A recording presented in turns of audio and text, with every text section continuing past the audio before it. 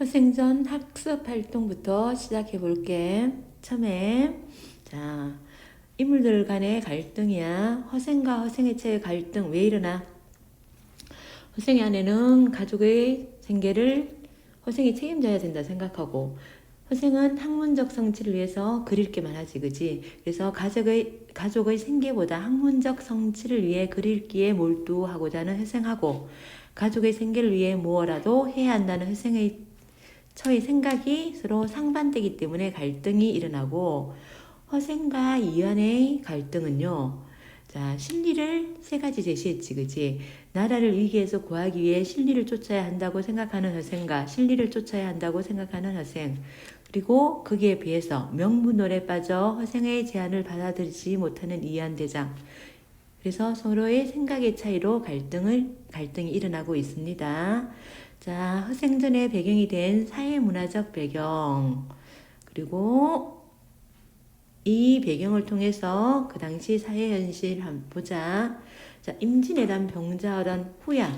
그래서 조선 사회는요, 굉장히 큰 변화가 있었고, 백성들의 삶이 어떻게 해요? 되게 더 힘들어졌어. 궁핍해지는 가운데, 그런 가운데 또 상품화폐 경제가 발달했고, 그리고 신분 질서가 동료되고 있고, 자, 일부 지배층은요, 이렇게 막 큰 변화가 일어나는데, 지배층은 이런 변화를 무시해요. 그러면서 성리학을 바탕으로 더 신분 질서를 강화할 것을 주장합니다.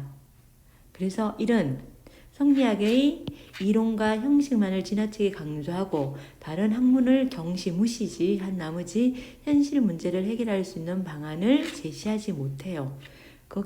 거기에서 이 작품이 나오는 거야.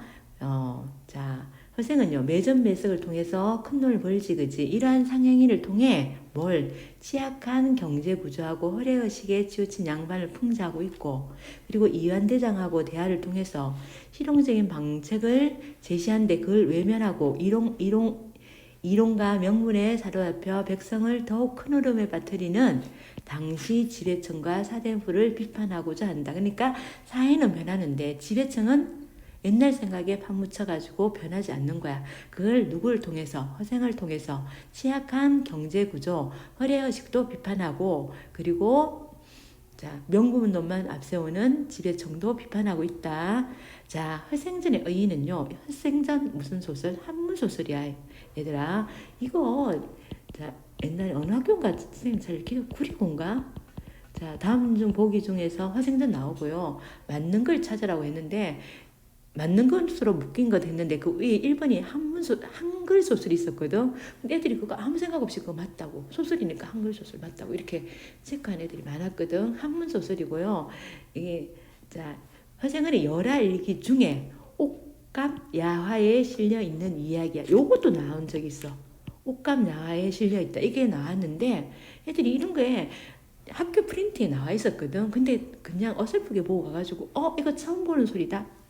아니야. 학교에 프린트 같은 데 보면 군데군데 있어요. 옥합야에 실려 있는 것이고, 허생전이란 제목은 후일 임의로 붙여진 것이고, 박전의 대표 소설 작품으로 자신의 사상, 즉 청주의 발달과 문화를 수입하고, 그러니까 청나라를 배우자는 거지. 그리고 상공업의 진흥과 기술 혁신을 힘쓰다는 이용후생을 중시하는 북학사상이 누구를 통해서? 주인공 허생의 행동과 말을 통해서 나타나고 있어.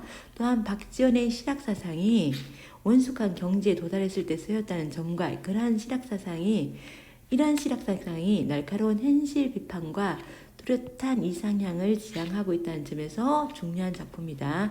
이런 것도 허투루 넘기지 말고요. 잘 읽어두세요. 자, 그리고 옆에 자 보면 그 다음 작품 되게 재밌는 작품이 나와. 다음은 허생전을 창의적으로 재구성한 허생의 처야.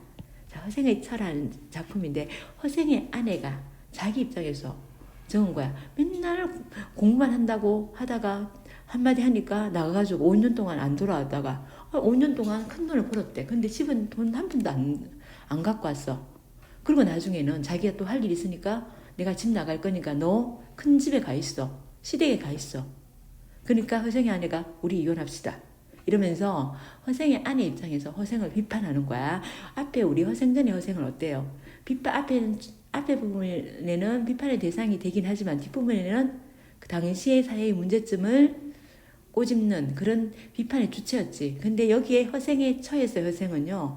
그 당시 가부장적인 체계에 사로잡혀 있는 그런 전형적인 양반의 모습이 드러나 있고 그런 남성 중심의 양반을 허생의 아내가 비판하는 작품이야.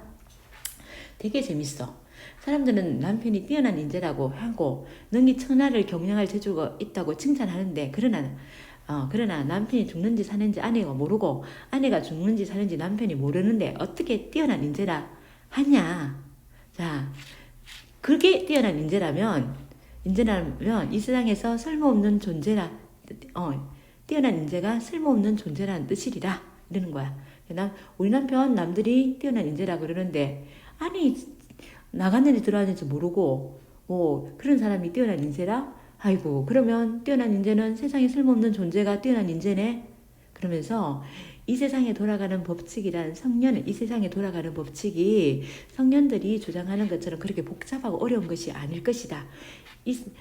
허생의 처가 생각하는 이 세상에 돌아가는 법칙이 뭐냐면 사람이 행복하게 살며 자식 낳아 기르고 또 그 자식에게 보다 좋은 세상을 살도록 해주는 것 그거 말고 무엇이 있겠는가. 이게 이제 허생의 처, 나의 가치가 들어가는 거야. 가족이 행복하게 살면서 그 다음 자식들에게 더 좋은 세상을 물려주는 거. 자, 어머니가 전란에 죽었대요. 그리고 서모는요, 그 첩 같은 거지. 첩은 살았대. 어머니는요, 정절을 지키려고 죽은 거야. 자, 전란에서 정절을 지키려고 죽었는데, 근데 난 판단할 수가 없다. 어머니는 죽어 잠시 세간의 칭찬을 받았는지 모르나. 자, 정절이라는 게 당시에 굉장히 칭찬받을 만한 덕목이었어. 근데 자식을 놔둬놓고 그냥 어머니가 죽어버린 거야. 좀 약간 무책임하지 않니? 아무리 정절을 지키는 것도 중요하지만 자식을 두고 죽은 거야. 근데 서모는 살아남아가지고 욕은 들어먹었지만 자식을 키워요. 그러면서 아직도 있잖아. 욕을 먹으면서 자식을 키우고요. 아직도 청안에서 윤복이 뒤를 돌봐주고 있대요. 그러니까 사실은 죽은 어머니보다 이 서모가 더 훌륭하지 않니? 오만 욕을 다 들어먹으면서 자식들을 키워내잖아. 그치? 근데 사람들은 누구만 칭찬해? 그 당시 사람들은 어머니만 칭찬하잖아. 그치? 그런 정절을 강요하고 그런 사람만 칭찬하는 그 시대를 비판하는 거야. 자, 그리고 이제 한참 떡을 찌고 있는데 남편이 들어와요. 왜 떡을 찢냐고 물어요. 그래서 친정에 가려고 그런데 길 양식 삼아 가다가 먹으려고 찐다. 그러니까 무슨 연고로 처가에 가냐고 물어. 대답을 안 해요. 왜? 안 돌아올 생각에. 이제 집에 가면 돌아오지 않을지도 몰라가지고 국하게 변명하지 않습니다. 그러니까 이제 허생이 앉아보라 그러면서 뭐라 그러냐면 자신은 집을 나가려고 출료하려고 한대. 그러니까 너는 아내 보고 너는 큰 댁에 그러니까 시댁에 가가지고 너 거기서 살아라. 몸을 의탁하라 이러는 거야. 그러면서 이미 사촌 큰형님하고 상의해 두었대. 그러니까 그러면 왜 나갔냐고 그러니까 나도 모르 내 뜻이 이곳에 있지 아니하니 장담하기가 어렵소. 굉장히 허생이 무책임한 거야. 그러니까 허생이 아내가 뭐야? 그러려면 차라리 나랑 이혼하자.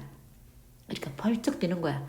무슨 소리냐고. 혼인한 사람인데 신의를 지켜야지 무슨 이혼이냐고. 그러니까 허생의 아내가 신의는 여자만 지키냐고. 여자 혼자 내버려 두는 게 신의를 지키는 거냐고. 남자도 신의를 지켜야 되지 않냐고. 그러면서 차라리 나는 이혼하고 팔자 고치겠다고. 그러니까 허생이 펄쩍 뛰면서 사대부 집 안여자가 어떻게 그렇게 재혼하니 많이 그런 소리를 하냐고. 1년을 저버리는 예의도 없고 염치도 모르는 행동이라고. 허생이 펄쩍 뛰면서 야단치는 거야. 그러니까 허생의 아내가 1년 예의 염치가 뭐냐고. 내가 하루 종일 삭바느질 해가지고 너 먹여 살렸는데 그게 1년이냐? 남편이야 무슨 짓을 하던 서속이라도 꾸려다가 조석을 복량하고 그것도 부족해서 남편이 무슨 짓을 하든 나는 어떻게 해요? 자, 꼬와가지고 나도 남편 아침 저녁을라도 밥 지어주고 그것도 부족해가 남편 술 친구 데리고 오면 그것도 대접해야 되고 그게 예의냐고. 하루에 12번도 더 청소하고 빨래하고 설거지하는 게 염치냐고. 아무리 굶주려도 끽소리 못하고 눈이 짓무르도록 바느질하고 그리고 쓸모없는 오파가 되어가지고 죽는 게 그게 일륜이냐고. 그러면서 우리 분명 하늘이 사람 낼 때는 하늘이 사람을 내실 때 행복하게 살면서 번성하라고 내셨지.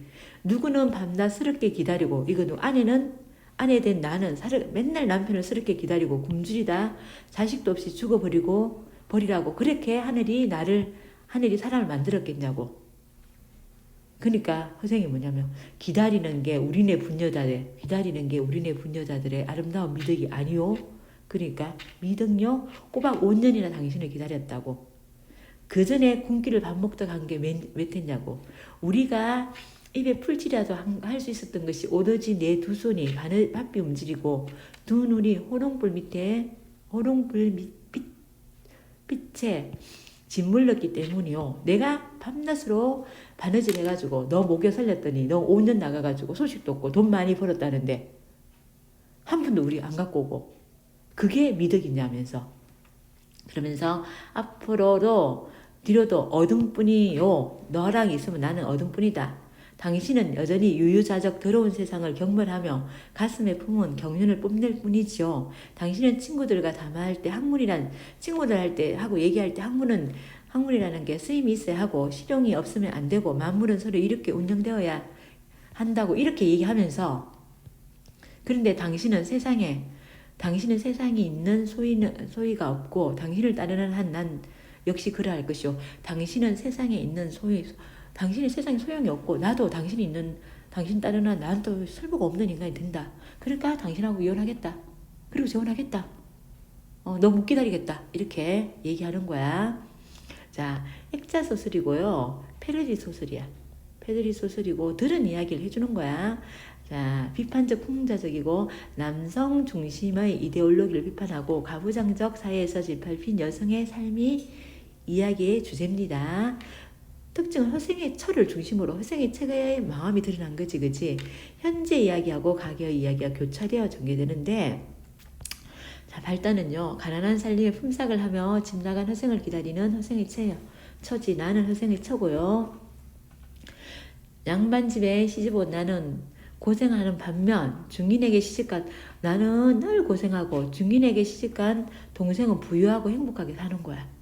나는 허생이 변씨에게 돈을 꾸어 큰 돈을 벌었다는 사실을 알게 돼. 5년 만에 집에 돌아온 남편 아무것도 안 갖고 와. 그러면서 자기는 다시 떠난대요. 그리고 큰 댁에 가라 그러는 거야. 나는 절연하고 팔자를 고치겠다는 의도를 밝히고요. 인륜을 위해 기다리는 분여자의 미덕을 하라는 허생의 말에 지금 항변하고 대들고 있습니다. 자, 허생전과 허생애체에서 허생의 처가 달라진 점은요. 허생애체에서는 불만을 제기하지, 그지? 그런데 적극적으로 어떤 실천적 행동은 하지 않습니다. 허생애처는요. 굉장히 가장의 책임과 의무를 저버린 남편과 혼인관계를 지속할 수 없는 이유를 강하게 내세웁니다. 그러면서 강하게 문제 제기를 하고 있어요.